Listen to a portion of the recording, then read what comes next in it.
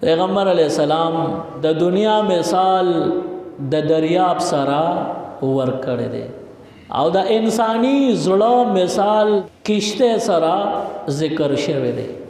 اوس یو کشته هغه بغیر د اوبو نه ګرځي نه، دغه شان دا انسان د دنیا نه بغیر مخکې نشي تللی، او چې کله دا کشته د اوبو د پاسه منزل مقصود ته رسیدل آسان وي، او چې کله د کشته یو تخته سوری شوه اوبه پکې رادن نه شوې نو بیا منزل مقصود ته تلل خو پرېږده هلاکېږي، ځکه اوبه کشته ته دننه راغلې.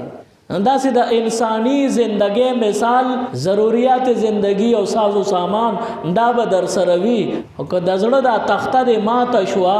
او په دې کې د دنیا دا محبت دننه ورغې نو اوس د کامیابۍ تصور مه کوه، اوس به دا انسان د دوزخ کندې ته پرېوځي.